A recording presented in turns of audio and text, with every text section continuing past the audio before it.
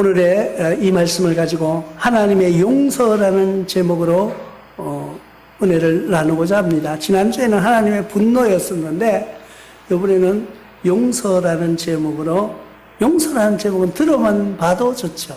내가 모든 것을 잘못해도 주님이 용서해 주신다는 것에 우리는 싫다고 할 사람이 아무것도 없을 거예요. 때는 이때, 이 성경에 오늘 말씀해 보면 아합 왕 때 시대에 있던 일입니다.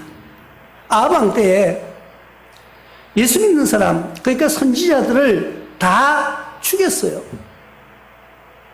그랬는데 이 엘리야라는 사람과 그 왕궁에 오바다라는 한 사람이 있었는데, 왕의 신하가 있었는데, 이 사람이 선지자들을 몰래 100명을 숨겨놓은 거예요.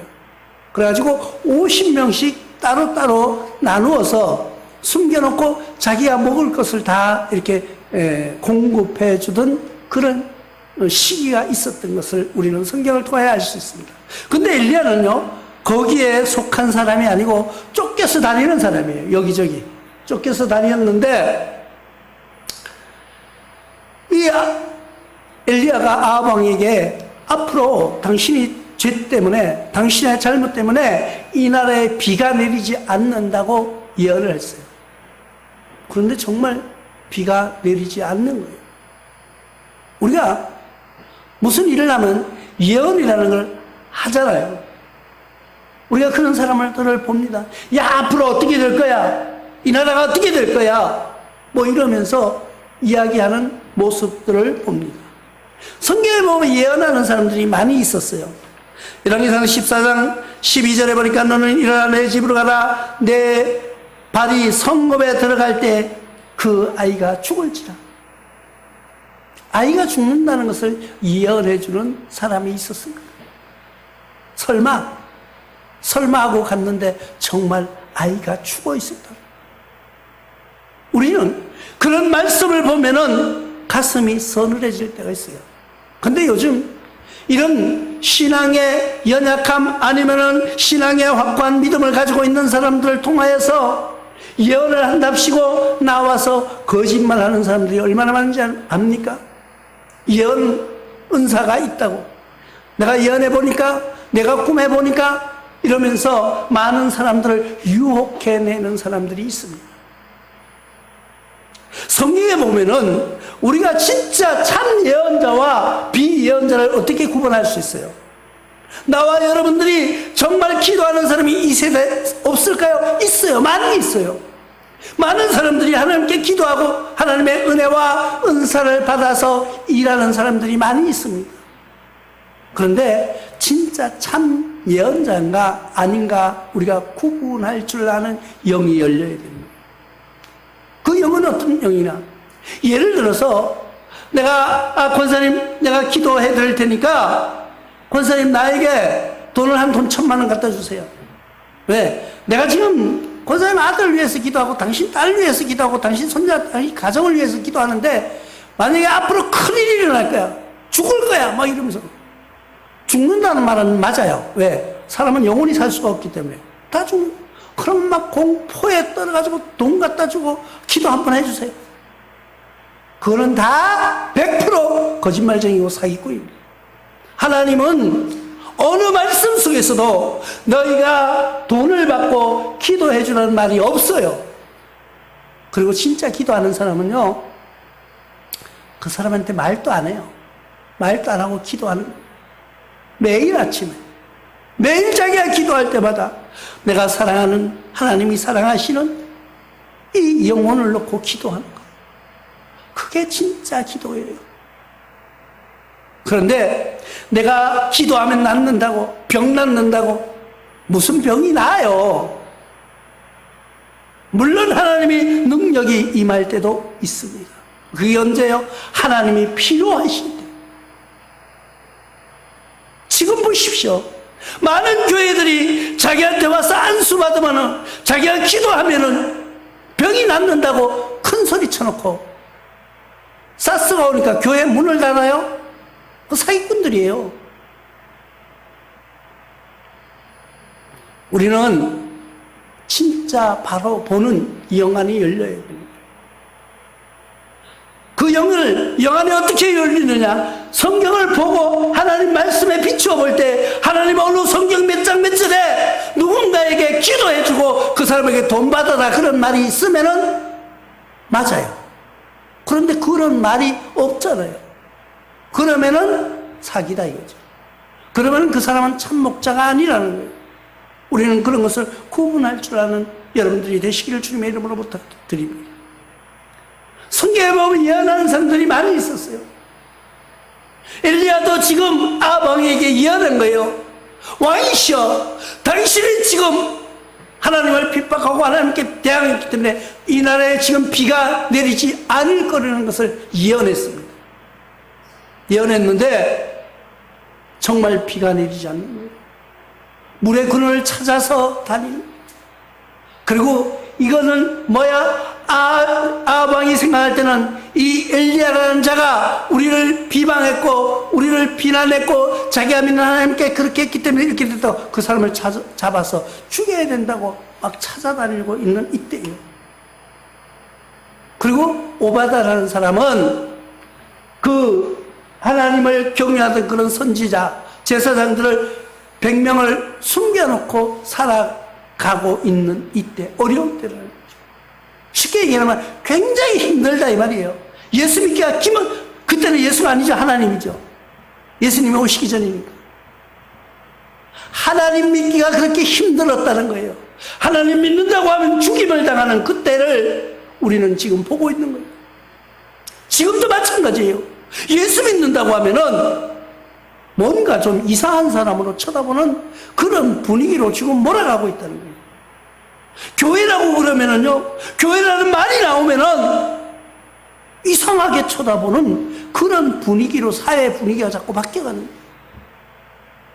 교회는 뭔 정책만 내놓으면 반대하는 세력으로 비추어지는 거예요. 왜 그럴까요? 교회에 자극하기 듯이 자꾸 그런 정책이 쏟아져 나오는 거예요. 우리가 차별금지법에 대해서 뭔가를 알아야 됩니다. 우리가 일반적으로 생각할 때는 차별금지법이 좋은 조항도 많이 있습니다. 그러나 들어가지 말아야 될 것이 있다는 거예요. 우리는 밥을 먹다가 많은 쌀 속에서 돌 하나 들어가면 어때요? 그냥 먹으면 되지. 그렇지만 우리는 돌을 골라내고 먹는 거예요. 왜? 돌은 우리 몸에 안 좋기 때문에. 차별금지법이 아무리 좋아도 독소가 있다면 그것은 빼야 되는 거예요. 우리는 그런데 그렇게 대항하고 엘리야처럼 아방에 나가서 비가 내리지 않을 것이라는 것을 예언하는 사람이 얼마나 있을까? 우리가 생각할 때 그냥 아이고 그거 뭐 말 한마디 한 거 이러죠. 아니에요. 지금 이 당시는 왕의 명령이면은 야 저거 죽여 이러면 그 자리에서 죽이는 거예요. 그렇게 말한다면 나의 목숨을 담보로 해서 이야기할 수밖에 없는 거예요. 근데 정말 비가 내리지 않는 거예요. 왜 그랬을까요? 이들은 바알을 숭배했던 시기였다. 바알 신상을 두고 바알이라는 신을 섬기기 시작하는 이때에, 하나님을 멀리하는 이때에 하나님의 분노와 하나님의 진노가 있었던 것을 우리는 알 수가 있습니다. 오랫동안 비가 내리지 않자 왕이 물의 근원을 찾기 위해서 찾아나가기 시작합니다. 그런데 이 오바다라는 사람이 엘리야를 만난 거예요.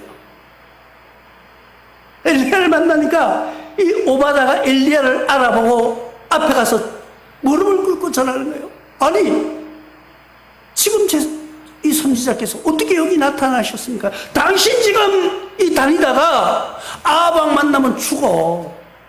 그러니까 빨리 피하라고 그래요. 아니야 걱정하지 마. 나 아합 왕을 만나러 갈 거야. 그 말은 뭐예요?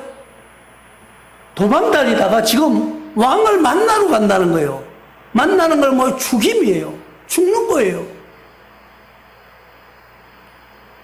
그러니까 왜 나한테 이런 죄를, 이런 힘든 일을 맡기십니까? 오바다가 이 엘리야한테 무릎을 꿇고 애원하는 거예요. 제발 나만을 좀 도와달라고, 나를 좀 도와달라고. 내가 당신을 왕 앞에 가서 밀고 해서 나를 밀고자로 만들지 말라는 거예요. 내가 나중 후세에 엘리야를 죽였다는 그런 누명을 쓰지 않게 해달라고 사정을 하는 거예요. 당신 죄가 아니다. 내가 아합왕을 만나러 갈 거라고 이야기한 거예요. 그리고 그 다음에 아합왕을 만나는 거예요. 만나서 대결하는 게 뭐예요? 유명한 불의 사건이 일어납니다. 바알 신상 모시는 그들과 아합왕과의 대결이, 우리가 어렸을 때 교회 학교 다닐 때 어떻게 했어요? 우리가 교사할 때 그냥 뭔지도 모르고 불을 만들어 장작을 피워놓고 저 위에서 불이 내려오도록 탁 해가지고 불이 붙는 그런 연극 막 하고 했잖아요. 그게 이 사건. 그런데 이 엘리야의 말대로 비가 오리라고 예언해 줍니다. 그 아합왕을 통하여서 아합왕에게 전에는 비가 오지 않을 것이라고 이야기했지만은 그가 어떻게 이 엘리야가 그 바울 신상을 섬기는 그들과 대결해서 이긴 다음에 그들을 다 죽였습니다. 하나님의 사건은요, 우리는 하나님을 무조건 사랑이라고 이야기합니다. 하나님은 자비라고 이야기합니다. 하나님은 용서라고 말합니다. 그러나 우리의 용서받을 수 있는 그 길을, 그 일을 행하지 않고 용서받으려고 생각하지 마시기 바랍니다. 우리는 바꿔서 생각해 보면은 바울 신상을 섬기는 그들도 어쩌면은 사랑하는 자녀, 전도의 대상이에요. 그런데 엘리야가 어떻게 했어요? 그들을 다 모아다가 죽여버렸습니다. 혼자서. 그리고 백성들을 향하여서 말하는 겁니다. 지금 왜 여기 저기 갈팡질팡 하느냐? 이쪽을 택할까 저쪽을 택할까? 지금 왜 망설이느냐고 국민들을 향해서 호소하기 시작합니다. 지금 바로 그런 시대인 것입니다. 우리가 지금 세상을 향해서 왜 방황하느냐? 왜 갈팡질팡하느냐? 왜 여기를 택할까 여기를 택할까 고민하느냐는 거예요. 그 무리들을 향해서 외치는 엘리야, 그 모습을 한번 상상해 보시기 바랍니다. 지금 우리도 엘리야처럼 나아가서 하나님을 택할 것인가 악을 택할 것인가를 분명히 결정지으라고 말할 때가 바로 이때라는 거예요. 엘리야가 그 소리를 들은 백성들이 웅성이기 시작하다가 바알 신상을 섬기던 그들이 오랜 시간 춤을 추고 자기 몸에 상처를 내고 해도 역사가 일어나지 않는 거예요. 근데 엘리야에게는 어떤 일이 일어났습니까? 엘리야는 그 장작을 펴고 그 위에다가 잡은 고기를 얹고, 그리고 가에는 물을 부으라 그랬어요. 물을. 세상에 불을 피우려면 물을 부어서 데까야 합니다. 엉뚱한 짓 하는 거예요. 바로 지금 우리 믿는 사람들을 바라보면 믿지 않는 사람들이 보면 저거 멍청한 짓 하고 있다는 거예요.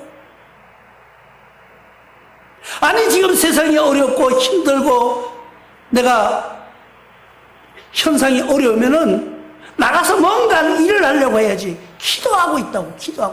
기도한다고 되냐고. 해봤냐고요. 됐다니까. 그래서 기도하라는 거예요. 그게 믿는 자와 안 믿는 자의 차이점이에요. 엘리야는 자기가 쌓아놓은 장작 옆에다가 물을 붓기 시작합니다. 물을 부으라고 하는 거예요. 그리고 하나님 앞에 소리칩니다. 주여 저들을 용서해달라고. 지금 저들에게 모든 것을 확실히 보여달라고 하자 하나님의 불이 내려와서 그 장작에 불이 붙고 고기를 다 태우셔 하나님이 직접 그 제사를 받으시는 그 모습을 바라본 군중들이 봉기하기 시작한 거예요. 일어나기 시작한 거예요. 그러니까 이제 엘리야가 많은 군중의 힘을 얻고 소리치기 시작합니다. 저 바알을 섬기는 이런 저 무리들 한 사람도 남기지 말고 다 죽이라고 말합니다. 군중들이 일어나서 그들을 다 죽였습니다. 그리고 아방에게 당당히 말합니다. 왕이시여, 당신은 지금 편안히 올라가서 먹고 마시소서, 즐기소서. 비가 올 것이라는 거예요. 그런데 엘리야는 하나님의 일을 하는 선지자임이 확실했습니다.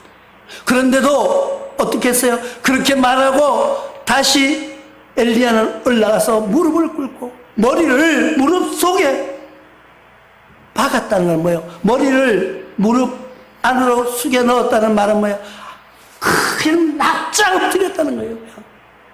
내가 조금 더 고개 들지 못하고 그냥 하나님 앞에서 그냥 곰뱅이처럼 탁 이렇게 엎드렸다고 생각해 보십시오.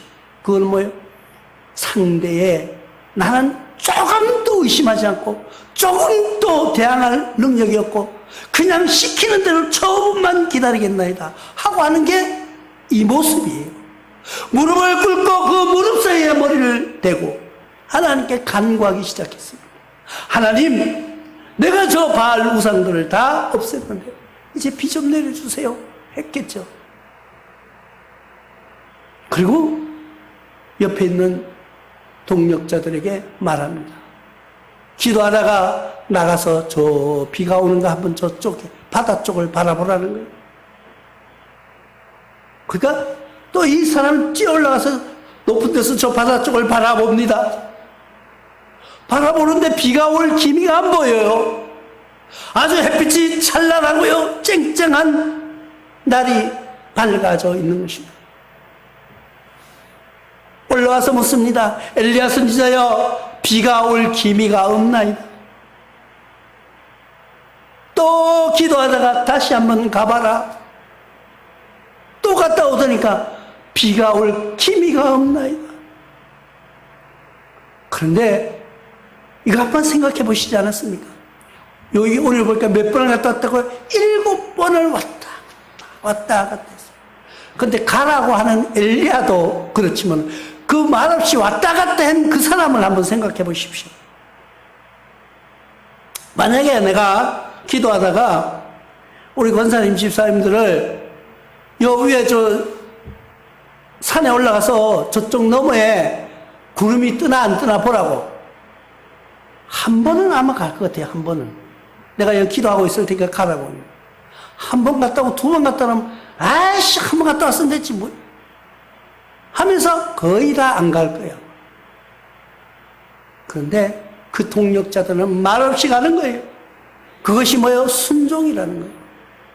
그것이 하나님을 경유하는 그 엘리야를 믿어주는 순종이라는 거예요. 근데 6번까지 가서 봐도 아무렇지도 않습니다. 근데 7번째 딱 올라가 보니 아마 내 생각에도 나보고 7번 가라 그래도 투덜거렸을 거예요. 아예 안 간다고. 뭐 엘리야가 보라 안 보라 뭐 중간에 가다가 아이 뭐 아예 비 올 것 같지 않은데요. 그런데 이들은 그 위에 올라가서 먼 바다를 바라봤다는 거예요. 7번째 가서 보니까 저 멀리 저희 진짠가 할 정도로 구름이 딱 올라왔는데 성경에 뭐라 그랬어요 오늘? 손바닥만 하다 그랬어요. 사람 손바닥만 한 구름이 올라왔어요. 아니 비가 오려면은 검은 구름이 그냥 막 확 모여와야 되는 거 아니에요? 비구름이 오려면은 그냥 구름이 막 까맣게 막 확 올라야지. 우리 그러면 여름에 와 이거 소나기가 올라는가 보다 막 이러면서 숨기라도 겨우 저 멀리 보니까 보일락말락한 사람 손바닥만한 크기의 구름이 싹 올라오는 거예요. 희망이 보이고. 그러니까 이 엘리야가 또 한술 더 뜹니다. 야 아방에 가서 이야기해. 뭐라고? 이제 그만 먹고 집에 가라 그래. 왜? 이제 그만 먹고 집에 가. 비 오니까 비 맞지 말고 집에 가라.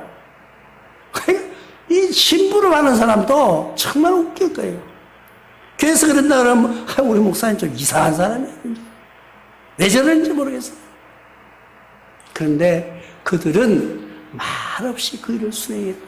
아방에게 가서 이야기합니다. 왕이시여, 이제 우리 엘리야 선지자가 말씀하시는데 비가 온다고 합니다. 그러니까 비 맞지 말고 빨리 집으로 가랍니다. 그렇게 이야기를 하는 거예요. 그 손바닥만한 그 구름이 올라오는 모습이, 그것을 보는 엘리야의 눈은 달랐다는 거예요. 우리 교회도 마찬가지예요. 교회도 바라보는 눈이 틀려요.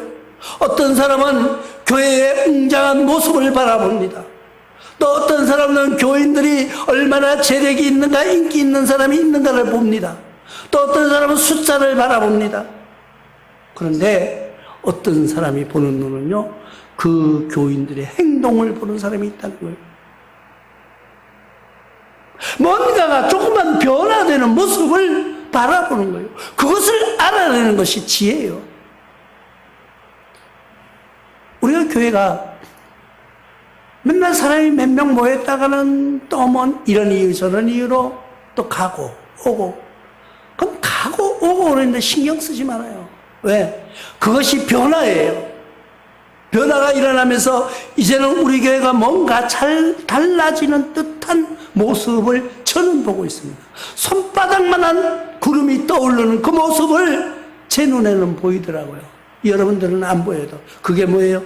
기도할 때, 아니면은 복음을 전할 때, 말씀을 전할 때 아멘 소리가 조금씩 들리기 시작하더라고요. 예전에는 끝날 때까지 가만히 있어도 그래 보니까 보면 보이거든요. 근데 아멘을 하기는 해. 하는데 속으로 안 들리게. 근데 이제는 어느 날부터인가는 아멘 소리가 조금씩 들리기 시작해요.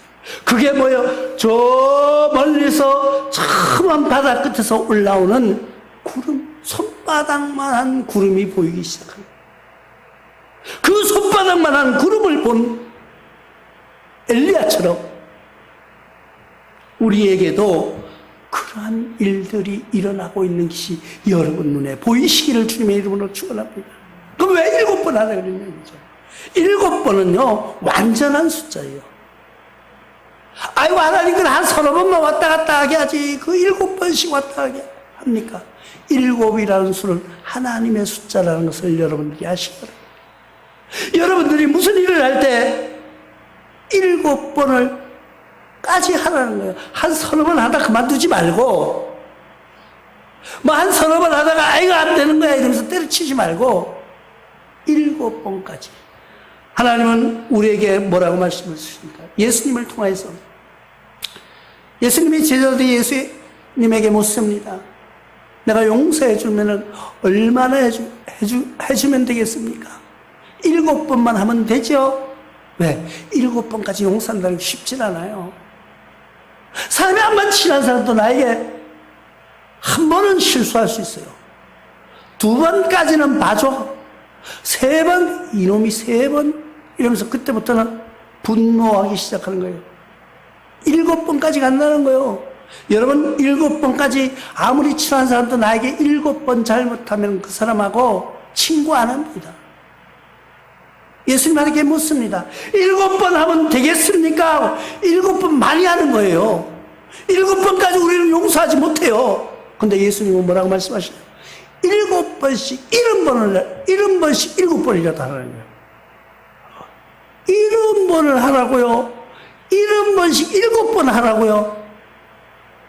이건 기가 막힌 소리예요. 어떤 사람이 한 사람에게 70번을 잘못할 리도 없지만은 70번을 7번이라도 용서하라는 거예요.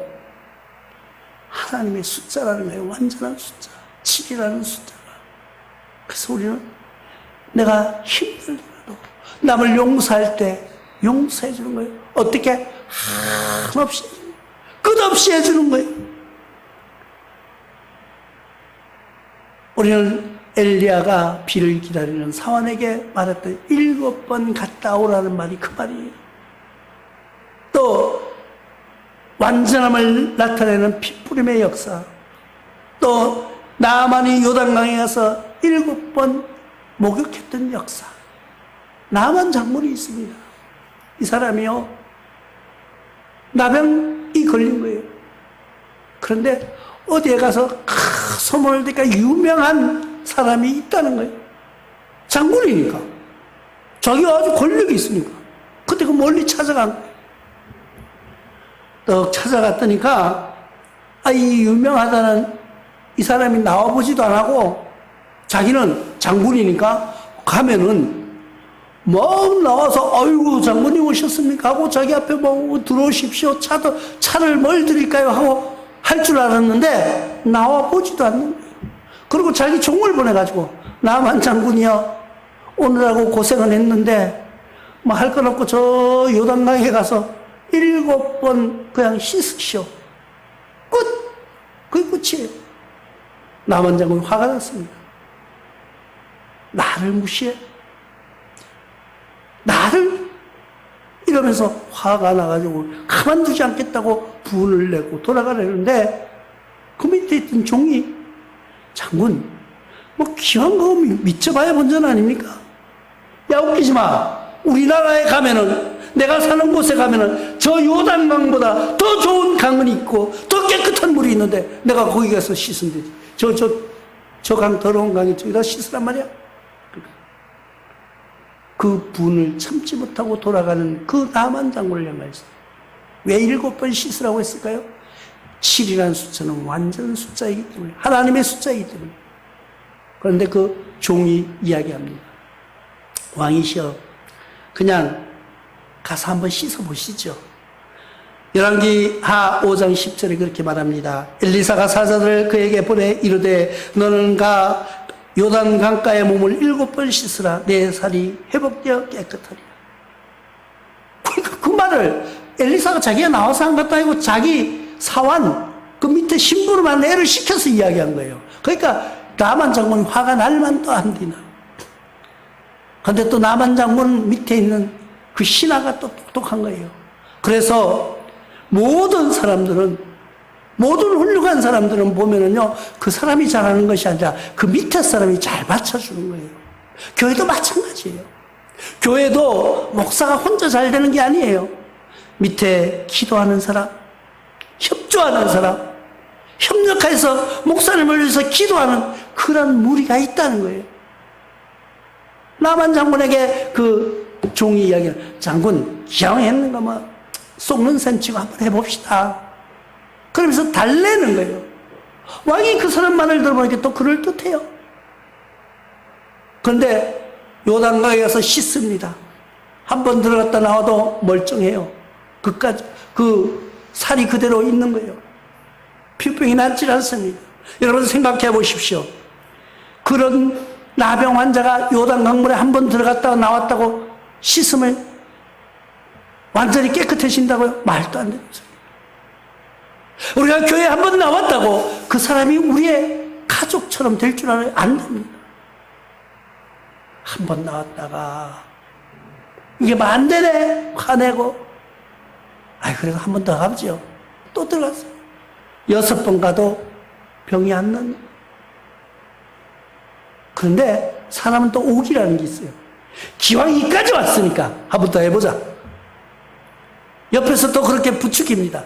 왕이시여, 한 번만 더, 이제 한 번 남았는데 한 번만 더 해보자. 안 한다고, 안 한다고. 화를 내는 왕을 향해서 그 신하들이 이야기하는, 왕이요, 이제 한 번 남았습니다. 지병 고치는데 신하들이 더 몸이 다는 거예요. 근데 7번째 들어갔다 나오는 순간 어떻게 됐다고요? 몸이 깨끗하게 나았다는 거예요. 그 말은 뭐예요? 7번 들어갔다 나왔다 하는 것이 아니라 하나님의 말씀에 순종해 완전해지는 거라는 거예요. 7번이라는 하나님의 역사 속에서 완전한 숫자로 우리가 바뀌어야 됩니다. 모든 예언은 성취되기 시작합니다. 열왕기상 14장 17절에 여로보암의 아내가 일어나 다르샤를 들어가서 집 문지방에 이를 때 그 아이가 죽은지라. 아까 12절에 네가 성읍에 들어갈 때 네 아이가 죽는다고 예언했잖아요. 그런데 그 예언이 이루어진 거예요. 17절에 여로보암의 아내가 일어나 다르샤로 돌아가 문지방에 이를 때 문 앞에 오니까 아이가 죽었다는 거예요. 하나님의 예언은요, 하나님의 말씀은요, 하나님의 말씀은 절대 변할 수가 없고 변하지도 않는다는 걸 다 이룬다고 말씀하고 있는 것입니다. 열왕기하 7장 17절에 왕의 그 손을 의지했던 그 장군을 세워 성문을 지키게 하였더니 백성이 성문에서 그들을 밟으며 하나님이 사람 말대로 죽었으나 곧 왕이 내려왔을 때 그가 말한 대로라. 왕이 그 나라에 어려움과 고난이 있을 때 우리는 어려울 때일수록 하나님의 말씀에 매달리는 여러분들 되시길 바랍니다. 힘들 때일수록 하나님의 말씀은, 성경의 말씀은 지금까지 이루어지지 않은 것도 없고 앞으로도 1.1획도 변하지 않는다고 우리에게 말씀하고 있는 것입니다. 나와 여러분들이 이 생을 살아오면서 뒤돌아보시기 바랍니다. 뒤돌아봤을 때 정말 하나님이 나를 보호해 주셨구나 하는 것을 느낄 수가 있어요. 내가 어떤 어려움과 또 내가 어떤 힘든 일에 있을 때에도 그때 누군가가 도와주구나. 누군가가. 그분이 하나님이라는 것을 믿으시기 바랍니다. 지금까지 우리와 모든 이 나라의 민족을 지켜주셨던 하나님, 앞으로도 지켜주실 것입니다. 어떻게 해요? 우리가 완전한 바알의 숭배를 제하여 버릴 때, 엘리야처럼 그 바알을 섬기는 그 모든 자를 다 죽이는 역사가 일어났을 때, 그렇다고 우리가 타종교 다른 미신을 믿는다고 해서 그 사람을 죽이라는 것이 아니에요. 내 마음속에 있는 악한 그것을 다 죽이는 거예요. 뿌리 뽑아내는 거예요.